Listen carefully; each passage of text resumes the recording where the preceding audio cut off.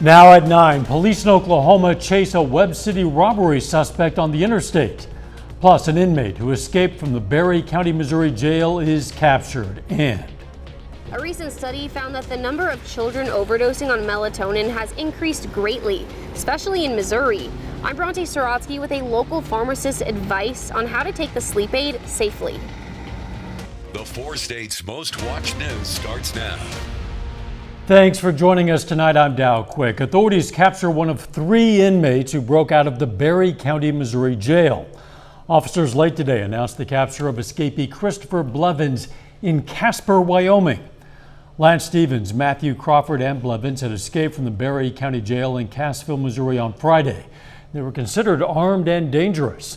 Investigators think one or more of the escapees stole a pickup in Barry County, then stole an SUV in Salina, Kansas, and ditched it in Wallace County, Kansas, near the Colorado line.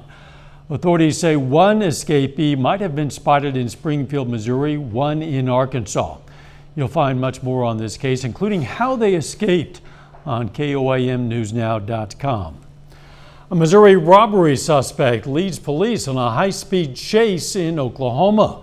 Police in Webb City yesterday responded to a report of an armed robbery at a Subway restaurant. These surveillance images captured the suspect's vehicle. Authorities today say they found that vehicle. This afternoon, authorities in Mays County, Oklahoma chased the car along I-44, then onto State Highway 20. During the chase, the suspect went into oncoming traffic, then stopped west of Pryor, Oklahoma, and ran. Authorities say they know who the suspect is, but they're not releasing that information at this time. They also say the vehicle was stolen out of Oklahoma. No one was injured during the robbery or the pursuit. A McDonald County, Missouri woman is now going to trial after allegedly killing her husband. Investigators say Don Nguyen is charged with second-degree murder and armed criminal action. In November of last year, deputies responded to a home on Pleasant Grove Road, west of Anderson. When officers arrived, they found Nguyen's husband, Harold Lee Nguyen, dead from a gunshot wound to the head. The trial is scheduled for next Thursday, June 16th. Authorities say 5 people were killed and 5 others injured after a large truck hit a van in southeast Arkansas Monday afternoon. That van belonged to a school that served disabled adults. Reporter Ian Russell has more. Southeastern Arkansas may be widespread, but it doesn't mean the community isn't tight-knit. And when anything happens, the news spreads quickly. Unfortunately, it's bad news this time. According to state police, 5 people were killed when a bus from C.B. King Memorial School failed to yield at the intersection of highways 35 and 165. It's a wonderful, close community. Everybody know everybody. Everybody care for everybody. Dolly Wilson is a born and raised member of the McGee community. She says she wasn't anywhere close to where the accident happened, but she heard about it almost immediately. For this to happen Monday was just like, I don't want to hear it, no, somebody got something wrong, you know, and everything. And the reality of it is true. Those that knew the victims are still grieving. It was kind of hard for me to accept that she had passed away. And I still get a little emotional. But their memory is keeping Rosie Beverly going. She knew Geraldine Pruitt, or Lil Bit as she was known around town, better than most. Beverly was her caretaker for a couple of years. She says Geraldine was a student at C.B. King, which provides services for people with developmental delays. She said she was a little bit. She just talked all the time. She knew everything going on around here in McGee. It's memories like those that are getting this community through. It's tough, but they're taking it one day at a time. You still got to get used to it. You try to smile, and you try to, you know, you're going to look beyond this later, but it's still, in our heart, it's still a sadness. The ages of the victims killed in that crash ranged from 19 to 73 years old. Let's check in with Doug Hetty for a first look at the weather. Well, after we had some scattered showers and thunderstorms about the midday hour, we had the clouds stick around during the afternoon. Then we finally cleared out this evening, but look at our highs, only 74 degrees. Average high is 84 for this time of the year. And you can see that band of showers and thunderstorms dropping through, clouds clearing behind it. So we look pretty good for us tonight, besides getting a little bit of fog across the region, at least a small brief window that we get to dry out. Upper 60s to near 70 right now. We drop back into the upper 50s later on tonight. More storms in the forecast. We're going to look at that here in just a bit. See you then. According to a CDC study, melatonin overdoses in children have skyrocketed over the past 10 years, including a spike in use during the pandemic. As one local pharmacist explains, there are ways to use the sleep aid safely in children, but dosages in over-the-counter medicine, they still present some challenges. KOIM's Bronte Sorotsky has more. Many know melatonin as a popular sleep aid. It's something you can get over the counter at the store. But its accessibility could be why there's been such an increase in children overdosing on the sleep aid. A study from the CDC shows the number of children overdosing on the sleep aid has grown by 530% over the last decade. Something to be aware of with over-the-counter products is they're not regulated by the FDA. Because these sleep aids are considered a dietary supplement, they're regulated less strictly by the FDA. Isaacs with Stone's Corner Pharmacy says it's important for people, especially parents, to put more thought into the medication they buy for their families. Just because it says 1 milligram on the bottle doesn't mean that there's 1 milligram or sometimes that there's any of it in there, which can be kind of scary.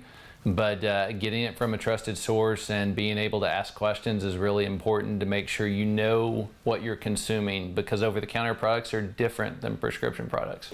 His advice, talk with your doctor or local pharmacist when it comes to over-the-counter drugs and their dosage. Melatonin helps us with our sleep-wake cycle, and sometimes it helps to reset. There's a lot of reasons why people don't sleep well, and that's just one of the possible factors. Dosing does matter. When it comes to finding the right dose for a child, it's best to consult with an expert first. It's harder to find what is the exact dosage that's okay for a child. Those things are harder to get at, and so it's good not to experiment with that. If you're a parent and you're looking at this, ask questions and to try to figure out what would be a proper dose. In Joplin, Bronte Sorotsky, KOAM News. Experts recommend keeping melatonin and, of course, other drugs out of the reach of children. A Joplin organization today made its way to Carl Junction.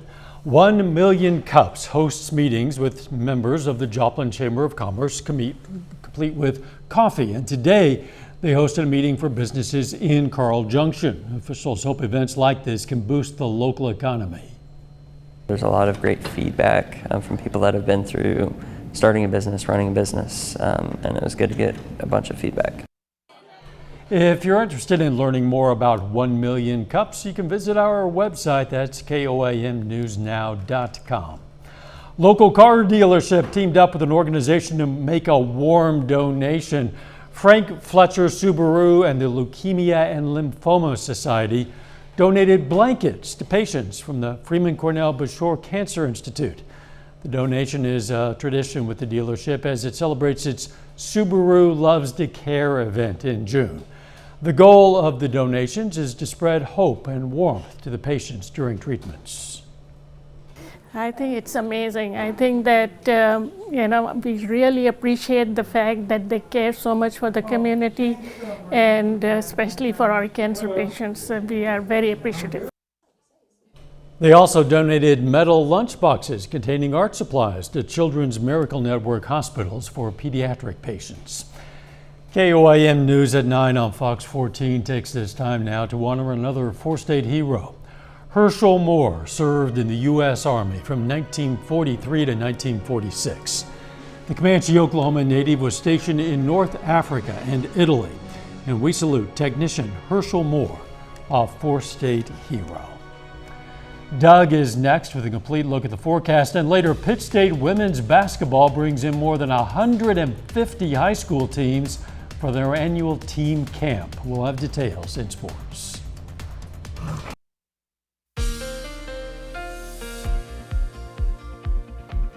Well, again, we had some more scattered showers and thunderstorms that rolled through during the morning hours into the early afternoon. Most of us, it wasn't very heavy. Our southern counties picked up a quarter to a half an inch of rain at the airport in Joplin, about 1/10 of an inch. For the month already, though, we're over 2 inches. We need to dry out.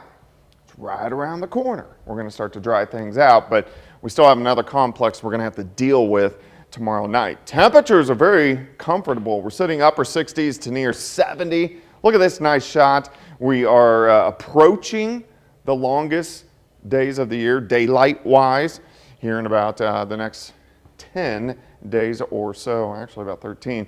68 is where we sit. Humidity is at 87%. So we are going to get some patchy fog in here tonight. So if you are going to be on the roadways, watch out for that. But we are dry. The clouds are pretty much out of here. We look pretty good. And you can see the complex that we had earlier today rolling away from us. All right, look at the black arrows. Here's our next wave. So if you follow the upper level winds, it comes right in once again as we go into the overnight hours tomorrow night. So our next wave, chances for showers and thunderstorms, and it looks pretty evident, at least on the Missouri side, and then it kind of breaks up as you get a little farther toward the west. All right, we're going to start the day upper 50s, mid 70s by noon. I think most of us right around 80 to 82 during the afternoon. So I really think in general, Thursday is a pretty good day. We do have a slight chance we can get an isolated thunderstorm late in the day. Southeasterly winds are going to be light at about 5 to 10. You can see a couple of those little guys trying to pop up in our northern counties. But it's tomorrow night. It's tomorrow night after midnight. We're going to start to watch batch of thunderstorms drop in. I think the better chance to have widespread rain will be on the Missouri side. Remember, this is a model projection. No models are correct, just gives you an idea. But here's 5 o'clock in the morning. Big band, showers, thunderstorms. Some of those could be strong, possibly severe. I think most of these are going to be out of here by about 8 o'clock in the morning on Friday. And then Friday afternoon, besides a few scattered isolated thunderstorms on the Missouri side, we are shaping up pretty good. But we do at least have a low severe threat. With these storms, I'm going to keep all the threats on the low side, tornado, hail, wind, and rain, as these storms start to work in tomorrow night. Also on top of that, rainfall could be pretty heavy. I think a half an inch to an inch. Some areas upwards to 2 inches of rain. So we are going to have that flash flooding potential that we need to keep our eyes on once again tomorrow night. 82 tomorrow, 83 on Friday. We start to heat up, 88 on Saturday, 93 on Sunday. Could get an isolated storm, but I think the bulk of the weekend, most of you are going to be dry. And then we sit into lower 90s early next week. Plus the humidity is going to be high. So we're talking heat indices above 100. Oh, stop yeah. it. Fun times. Yeah, that's summer. Thanks, Doug. Hey, folks in Commerce, Oklahoma today had fun times. They enjoyed a carnival for Commerce Days. This is the 11th year of the event. In addition to carnival rides, it includes vendors, live music. Commerce Days will continue through Saturday with events including a karaoke contest and frog and turtle races. And take a look at this. We have a celebrity sighting in Commerce near that celebration. That guy there in the gray t-shirt, that's actor Sylvester Stallone. Our photographer Franz Wallace got the video. Stallone's been in Tulsa, or been in Oklahoma at least, shooting a series titled Tulsa King. On his Instagram account, Stallone explains his character in the series is fascinated by Mickey Mantle and visits Mantle's childhood home, which of course is actually in Commerce, Oklahoma. Here's a look at our tower camera, sponsored by R.E. Smith Construction, as work continues on the KOAM More Power project. Check it out anytime on our website, koamnewsnow.com/power. Coming up, an alleged plot to kill a Supreme Court justice. California man now in federal custody accused of threatening to kill Supreme Court Justice Brett Kavanaugh. I'm Madla Rivera in Washington with what we're learning from authorities. Coming up. Survivors of abuse by former USA Gymnastics Dr. Larry Nassar are suing the FBI for more than $1 billion in damages, claiming the agency failed to protect them. The survivors said the FBI declined to conduct interviews with victims and failed to report Nassar's child abuse to the relevant state and local authorities. The agents involved in the case were either fired or retired, but the DOJ never prosecuted anyone. A California man is now facing federal charges accused of attempting to murder Supreme Court Justice Brett Kavanaugh. The arrest took place outside the justice's Maryland home. It comes at a tumultuous time for the nation's high court, which will soon be deciding the future of Roe v. Wade. Reporter Madeline Rivera has the latest details from the Supreme Court. In a criminal complaint, authorities say a 26-year-old man from California, Nicholas Roski, threatened to murder a Supreme Court justice. Investigators say Roski was arrested near the home of Justice Brett Kavanaugh in Maryland early Wednesday morning after he turned himself in, telling police he had suicidal thoughts. When police searched his suitcase and backpack, they found a Glock 17 pistol with 2 magazines and ammunition, a tactical knife, a hammer, zip ties, and duct tape, among other things that Roski told them he intended to use to break into Kavanaugh's home and kill him. There are crazy people out there. We need to protect our justices. According to authorities, Roski told them he was upset about the opinion leak suggesting the Supreme Court is ready to overturn Roe v. Wade. They say Roski also believed that Kavanaugh would side with a Second Amendment decision that would potentially loosen gun laws. Republicans are now slamming Democrats, accusing them of fueling violent rhetoric against some justices. I believe Chuck Schumer bears some responsibility because he has contributed to this atmosphere of directly attacking members by name of the Supreme Court. President Biden and Attorney General Merrick Garland are condemning the act, even as Garland faces growing pressure to do more in response to the threats. Last month, I accelerated the protection of all the justices' residences 24/7. Last month, the Senate passed a bipartisan bill to beef up security for the justices. But the legislation has stalled in the House as the Supreme Court marches towards the end of its term. At the Supreme Court, Mallory Rivera, Fox News. Still ahead, more gun violence testimony on Capitol Hill. It was a gripping day of testimony from survivors and family members of victims in recent mass shootings. I'm Skyler Henry on Capitol Hill with the latest on where lawmakers stand on passing meaningful gun control reform. It was another emotional day on Capitol Hill where for a second day lawmakers heard from victims and others involved in recent mass shootings. Senators are hopeful they'll have a new piece of gun control legislation ready in the coming days, but negotiations remain tense. Reporter Skyler Henry is on Capitol Hill with details. 11-year-old Mia Cerrillo told House lawmakers how she survived last month's massacre in her Robb Elementary classroom. He shot my friend that was next to me, and I thought he was going to come back to the room, so I grabbed the blood and put it all over me. Mia's father was in tears watching her pre-recorded testimony. She's not the same little girl that I used to play with, hang around with. 19 students and 2 teachers were killed by a gunman wielding an AR-15 style rifle. Dr. Roy Guerrero described the carnage he saw at the hospital. 2 children whose bodies had been pulverized by bullets fired at them, decapitated, whose flesh had been ripped apart. Lexi Rubio was one of the 19 students killed. Her parents called for Congress to ban assault weapons. We stand for Lexi, and as her voice, we demand action. The testimonies come as a bipartisan group of senators work on new gun control legislation. Democrats hope the victims' stories will help convince Republicans to vote for tougher measures. Nowhere else in the world does this happen other than the United States. Many Republicans appear to be on board with enhanced background checks and incentives for red flag laws, but say further restrictions are unconstitutional. And I have no intention of undermining the rights of law-abiding gun owners in America. Wednesday night, the House passed a sprawling Democratic piece of legislation, but it's unlikely to make it through the Senate. Up next, if there are cheese lovers in your house, well, we know of a nail polish that might be for them. All right, here's a way to get your nails done that won't only look stylish, they'll also smell like cheese. Velveeta is unveiling its first ever nail polish in partnership with the London-based beauty company Nails.Inc.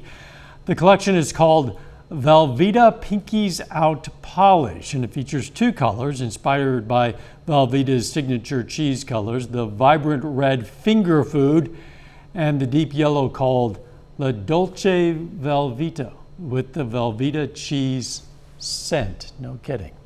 30 more minutes of news, weather, and sports coming your way. We're going to check out a summer camp letting area Girl Scouts get out and enjoy nature. Plus, Crowder College auctions off some tiny homes built by students. This week, Girl Scouts took their annual trip to Friendship Fields Day Camp. KOAM's Jalen Banks has more. The Girl Scout Imaginarium Day Camp has over 30 volunteers, with 60 campers ages K through 12, with some that travel as far as Texas. The theme for this year is Imaginarium. The campers will get an opportunity to create, explore, and grow by doing different exercises such as arts and crafts, canoeing, and other team building exercises. Jenny Gallen, director of the camp, says that seeing the scouts progress through the years is what makes her continue to come back to the camp.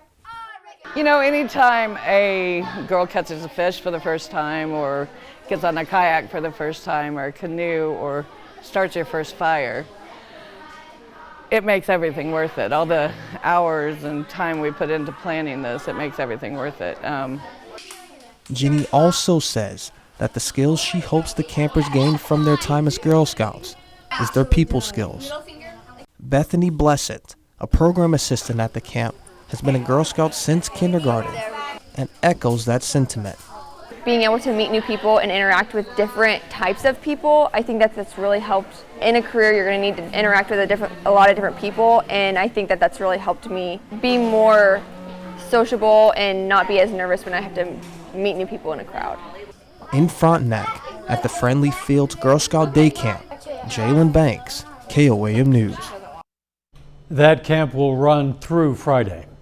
Some area high school students saw the fruits of their labor as the tiny homes they built were auctioned off.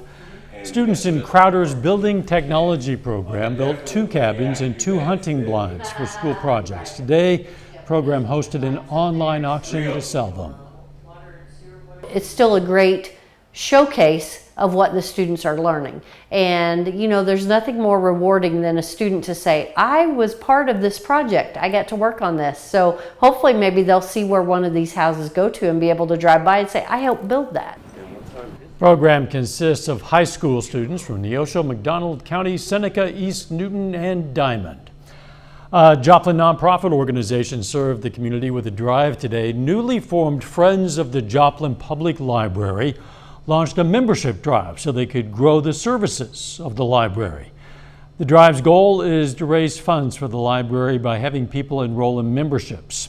They see this as a chance to improve community awareness and provide more support for the library. And we, of course, want to support the already strong programs that this library already offers.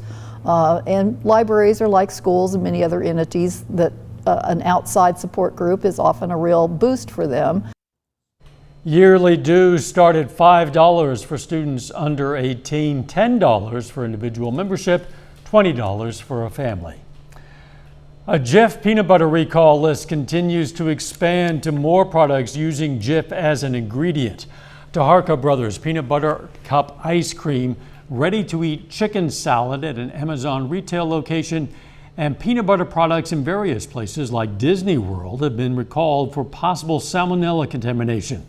At least 16 companies have recalled Jif-infused products over the last 2 weeks. The national average for a gallon of gasoline climbed once again overnight. Gas stations are just one of several places where Americans are seeing higher prices. Reporter Mark Meredith has more. It's no secret, gas prices are up nationwide. AAA reports the national average for a gallon of gas now sits at $4.95, and some drivers are paying a whole lot more. In California, prices range well above $6. We're getting into summer driving season right now. I don't see any end in sight for where these price increases are going. The White House says there are multiple reasons why gas prices are up. It continues to blame global turmoil, pointing to the lack of Russian oil available following its invasion into Ukraine. Experts say demand is also up, putting more pressure on domestic fuel supplies, which have dwindled in recent years after multiple refineries shut down. It's not just U.S. refineries that have shut down, it's European refiners. And keep in mind, Europe consumes a lot of diesel fuel. Americans are facing higher prices beyond the gas pump. Treasury Secretary Janet Yellen returned to Capitol Hill today, testifying before the House Ways and Means Committee. She says the country's 8% inflation rate is unacceptable. We need to get it down. And it's partly a matter of demand and supply. Meantime, some lobbyists are pressuring the administration to undo tariffs on Chinese goods, arguing the move could ease inflation. The reversal would be a noticeable change in policy from the Trump administration. The secretary says the idea is under consideration. Some of the tariffs did not serve, really ended up being paid by Americans, not by the Chinese. And later this week, both the White House and the general public will get a better idea of where things stand with inflation. The government is set to release the latest consumer price index numbers on Friday. At the White House, Mark Meredith, Fox News. A bit later, an effort to save an important ecosystem. The process to save coral reefs from dying out is going high-tech. I'm Marianne Rafferty with a special look at a unique research project coming up. For 12 hours only.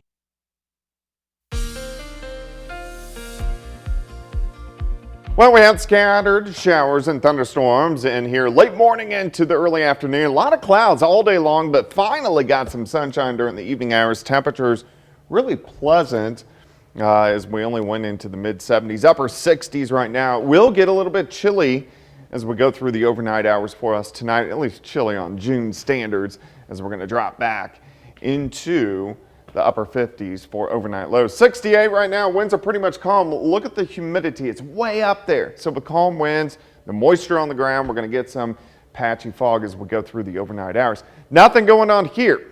We look fine. That complex of storms out of here. But here's our next little wave up across parts of Montana, northern parts of Wyoming. If you follow the upper level winds, it drops right in as we head into the overnight hours for us tomorrow night. Until then, we get a chance to dry out just a bit. Upper 50s to start. We're going to burn the fog off. We'll get into low and mid 70s during the late morning. And I think most of us lower 80s during the afternoon. Now, we could get an isolated thunderstorm or two trying to work in late afternoon into the evening hours, but most of you are going to be dry. 59 to start, 77 by noon. High temp 82, southerly winds. They're going to be light at about 5 to 10. As we get into the evening hours, we're going to watch a complex of showers and thunderstorms that will start to drop in. After midnight, pushing in southeastern Kansas, I really think in southwestern Missouri, I think most of the Missouri side, you will get showers and thunderstorms, maybe a little bit more scattered as we get into our western counties. But some of these could really pack a punch. Heavy amounts of rain. Some small hail, very loud thunderstorms as we head into Friday morning. Most of these should be gone by about 8 or 9 o'clock in the morning, and then we look pretty good. As we head into Friday afternoon, we have these light northerly winds. Temperatures are going to be mainly into the upper 70s to lower 80s. There could be an isolated thunderstorm once again as we head into Friday afternoon. But we do at least have a low severe threat across the region with these storms tomorrow night. I'm going to keep all the threats on the low side, but something we still want to monitor, especially through the daytime hours for us tomorrow. Also, rainfall could be kind of heavy. A lot of areas are going to pick up a half an inch, maybe even isolated 2-inch amounts, which we don't need with this next bout of showers and thunderstorms. Then it gets better, then it gets more summer-like. We're back into the upper 80s by Saturday. We're into lower 90s. By Sunday, a slight chance for a storm. We're into the lower 90s again by the time we head into Monday. So the heat, the humidity will really start to increase. 82 tomorrow, 83 Friday, 88 Saturday, 93 by Sunday. Again, an isolated pop-up thunderstorm, but most of the weekend looks pretty good. There will come a time where we will welcome rain again. Yeah. Not this week. Not right now. Thanks, Doug. Coming up in sports, more than 150 high school basketball teams are coming to Pittsburgh in the next week. We're going to have details. Plus, the Kansas City Royals aim to avoid the sweep against the Blue Jays. Jacob Leonard has those highlights and more up next.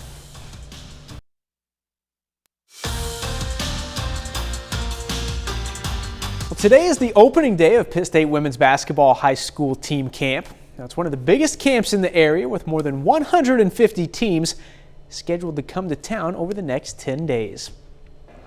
The Pittsburgh State Women's Basketball High School Team Camp brings in teams from all around the region. This week we'll have 71 and 84, I think, next week. So it's going to be a lot of teams and a lot of really good talent, a lot of great coaches that come in that we've built great relationships with. Over a span of 6 days, more than 150 teams will play around 600 games in 6 different locations as part of the camp.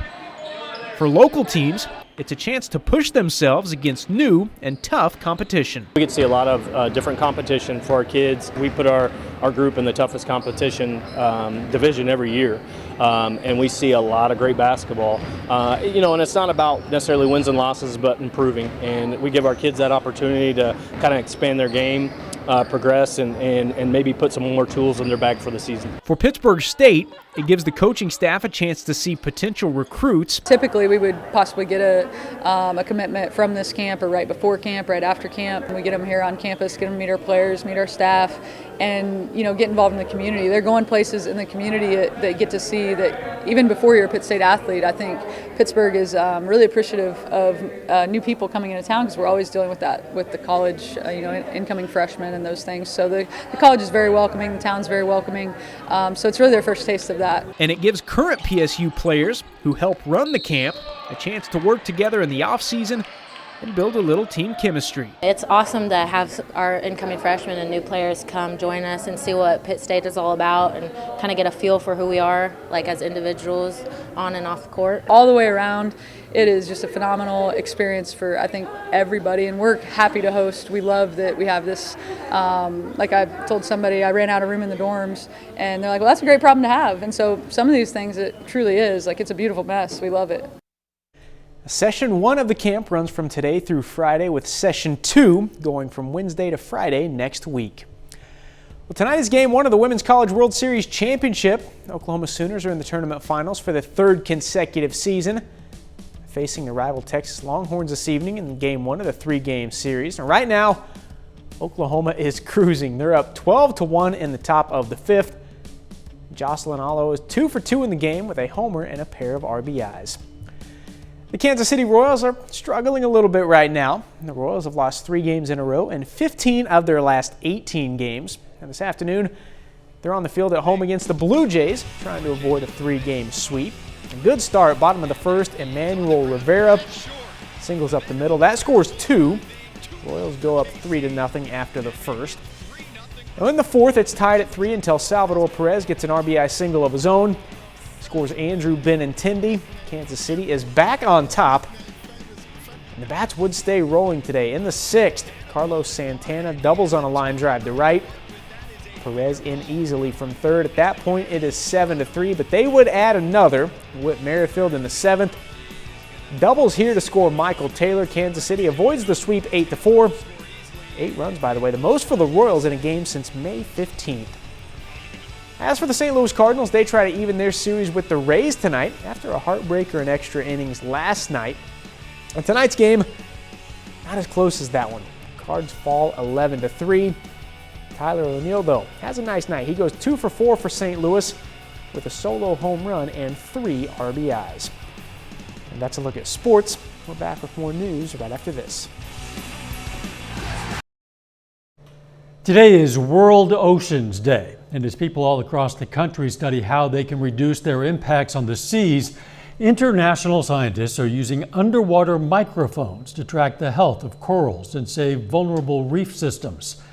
Reporter Marianne Rafferty has a special look. If you've ever put a shell to your ear to hear the ocean, scientists off the coast of Indonesia are going one step further, listening to coral reefs using underwater microphones to track their health in a process known as passive acoustic monitoring. It's the idea of kind of having this ear in the ocean. Researchers take audio gathered from the corals and listen for clicking type noises, a positive sign of a thriving reef that's supporting marine life. On this healthy reef, we've got these sounds that come up every now and then. That's croaking from a fish we often hear on these healthy sites, whereas on the degraded reef, this is missing. But sometimes it's hard to tell the difference between strong and depleted coral. So scientists are feeding hundreds of reef recordings through an artificial intelligence program, training it to quickly recognize subtle differences humans can't detect. The AI program is then able to track the health of the reef based on changes in audio activity over time. Analysts say there's not a moment to waste as climate change increases the temperature and acidity of the world's oceans, causing corals to die. And while coral reefs cover less than 1% of the ocean floor, they serve as critical habitats and feeding grounds for more than a quarter of the world's sea creatures. Researchers are aiming to broaden their study and hope to soon use their technology to monitor reefs along the U.S., Mexico, and Australia. Marianne Rafferty, Fox News. Coming up, first looks at a prequel for a popular movie franchise, and a classic comedy gets a reboot. Johnny Depp sends a message, 2 comedy giants team up, and more. Here's Fox's Ashley Dvorkin with the latest from the Hollywood Nation. The Rockford Peaches get ready to play ball, comedians unite, and Depp expands his social media presence in the Hollywood Nation. Johnny Depp is officially on TikTok. The 58-year-old actor joined the platform days after winning his defamation case against ex-wife Amber Heard. He posted his first video Tuesday, a montage of himself, and in the caption, thanked fans for their support, adding, quote, "We will all move forward together." Heard responded to his message by releasing a statement saying, quote, "As Johnny Depp says he's moving forward, women's rights are moving backward. The verdict's message to victims of domestic violence is be afraid to stand up and speak out." Depp already has over 5 million followers. Chris Rock and Dave Chappelle are teaming up for a special show across the pond.